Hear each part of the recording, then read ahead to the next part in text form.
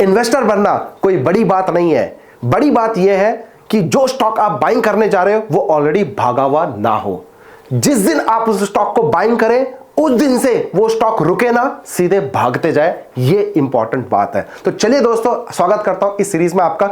यहां पे मैं आज आपको इस वीडियो के माध्यम से 2024 के बेस्ट पावरफुल स्टॉक शेयर करने वाला जो नेक्स्ट 5 साल की थीम है, जिस पे एक हाई डिमांड पे ये वीडियो बना रहा हूं कि कौन कौन से सेक्टर पे आपको फोकस रखना चाहिए। सेगमेंटेशन वाइज बात करूं तो कौन कौन से और छोटे सेक्टर है उसके ऊपर आपको फोकस करना चाहिए। उनमें से कौन से ऐसे स्टॉक्स है जिनके ऊपर रडार पे लेना चाहिए आने वाले 2024 में, या फिर आने वाले नेक्स्ट 5 ईयर्स के अंदर इन स्टॉक्स के अंदर मल्टीफोल्ड रिटर्न आपको देखने को मिल सकता है।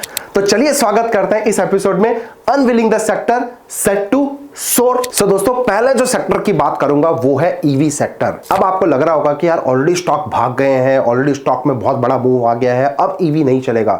मेरे दोस्तों, क्या आपने आज भी ईवी की गाड़ी ली है? नहीं ना। अभी तो हार्डली 1-2% गाड़ी मार्केट में दिख रही है ईवी की। सोच के देखो, जितनी गाड़ियां अगर आपने जिस दिन खरीद ली उस दिन समझना कि भैया ईवी का काम हो गया।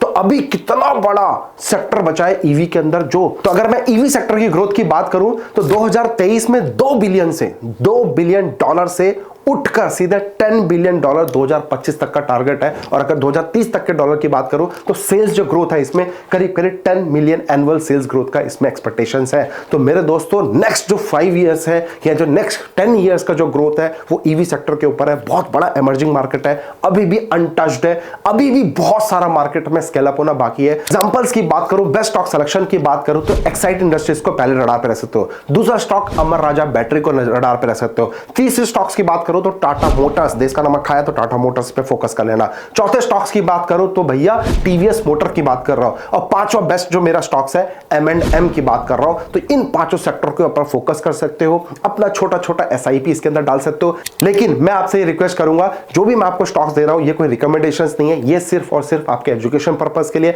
आप अपने फाइनेंशियल वेल डिस्कस करने के बाद ही इन स्टॉक्स में निवेश कर सकते हैं, अपनी एनालिसिस करने के बाद। दूसरा जो इमर्जिंग सेक्टर है 2024 का, वो ग्रीन हाइड्रोजन पावर की मैं बात कर रहा हूं। मेरे दोस्तों, अगर हम ईवी की बात कर रहे हैं, अगर हम बात कर रहे हैं ग्रीन एनर्जी की, तो आपको इन सेक्टर के ऊपर भी, इन स्टॉक्स के ऊपर फोकस करना पड़ेगा। जो कि पहला स्टॉक है ग्रीन हाइड्रोजन स्टॉक्स की मैं अगर बात करूं तो पहला स्टॉक है रिलायंस इंडस्ट्रीज के ऊपर फोकस करना पड़ेगा। दूसरा ONGC के ऊपर फोकस करना, ये भी आपस में एकदम बड़ा टक्कर है मार्केट के अंदर। तीसरा NTPC और चौथा power grid corporation of India की बात कर रहा हूं, यानी कि पावर ग्रिड की बात कर रहा हूं। तो इन सेक्टर के ऊपर भी ग्रीन एनर्जी के अंदर आपको फोकस करना पड़ेगा। मैं कोई स्मॉल कैप और बहुत छोटे SME स्टॉक्स नहीं लेके आ रहा हूं, मैं वो स्टॉक्स लेके आ रहा हूं जो हर कोई बंदा अपने पोर्टफोलियो में रख सकता है, अपने रडार पे रख सकता है, और इससे भी एक अच्छा मल्टी बैगर फोल्ड रिटर्न मिल सकता है। तीसरे अगर मैं सेक्टर की बात करूं तो इंफ्रास्ट्रक्चर सेक्टर की मैं बात करना चाहता हूं। यस, अगर हमें 10 ट्रिलियन इकोनॉमी के अंदर जाना है, 2030 तक हमारा टारगेट है, तो मेरे दोस्तों आपको फोकस करना पड़ेगा इंफ्रास्ट्रक्चर के ऊपर भी। जैसे कि मोदी ने काम कर दिया है रेलवे इंफ्रास्ट्रक्चर के ऊपर, साथ में अगर रोड इंफ्रास्ट्रक्चर की मैं बात करूं, आप खुद देख लो आपके शहरों में कितनी बढ़िया बढ़िया प्रॉपर्टीज बन रही है, उस इंफ्रास्ट्रक्चर की बात कर रहा हूं, जो भी एक बहुत बड़ा मेजर इंपॉर्टेंट रोल है। तो इंफ्रास्ट्रक्चर के ऊपर फोकस करना पड़ेगा, जिसके मेरे जो फेवरेट स्टॉक्स है Larsen and turbo evergreen stock आपके पोर्टफोलियो में होना चाहिए। दूसरा GMR एयरपोर्ट्स इंफ्रास्ट्रक्चर लिमिटेड, अगर एयरपोर्ट्स की बात करो GMR का बहुत बड़ा हिस्सेदारी है, इसके अलावा भी बहुत जगह पे, प्लीज गूगल जरूर करिएगा। IRB infrastructure development, Ircon international limited जो कि रेलवे को बनाने में हेल्प करती है, और राइट्स, ये भी आपको फोकस करना पड़ेगा। तो प्लीज इंफ्रास्ट्रक्चर को मिस मत करना। अगर मैं इंडिया की ग्रोथ की बात करूं तो आपको इस पे भी फोकस करना पड़ेगा।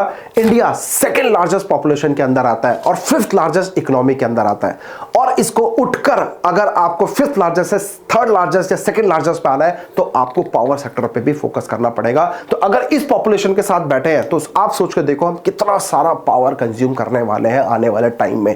ये भी एक इमर्जिंग सेक्टर है, इसको भी आपको फोकस करना चाहिए। अगर मैं स्टॉक्स की बात करूं तो NTPC में आप फोकस कर सकते हो। पावर ग्रिड, जो कि मैंने पहले भी बताया कि पावर ग्रिड मेरा फेवरेट है, अदानी पावर पे फोकस करते हो। टोरेंट पावर और टाटा पावर एवरग्रीन कंपनी है, इन 4-5 कंपनीज को भी आप फोकस कर सकते हो। और हां, डोंट मिस, अगर PFC यहां से लोअर लेवल पे मिले तो PFC भी रडार पे लगा लेना। अभी मैंने इसलिए डाला क्योंकि ऑलरेडी बहुत भागा हुआ है, तो उसके करेक्शन की जरूरत है। जैसी करेक्शन आएगा उस पर भी आपको एंट्री मैं करते हुए दिखा दूंगा। Last but not the least, मेरा जो फेवरेट है सेमीकंडक्टर की बात करूं, और जैसे ही सेमीकंडक्टर की बात करता हूं तो वहां आती है टेक्नोलॉजी।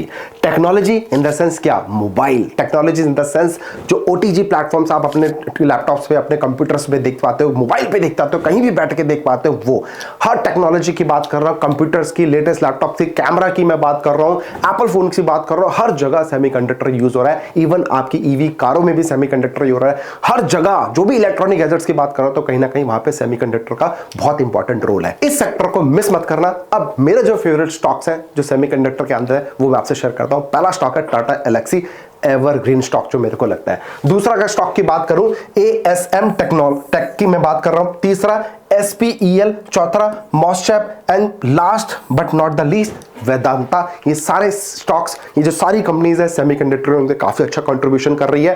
कंज्यूम करने के बेसिस पे टेक्नोलॉजीज, आप सोच के देखो कितना बड़ा पोटेंशियल बचा हुआ है। तो सेमीकंडक्टर अब तक नंबर 1 पे चाइना लेके बैठा हुआ था।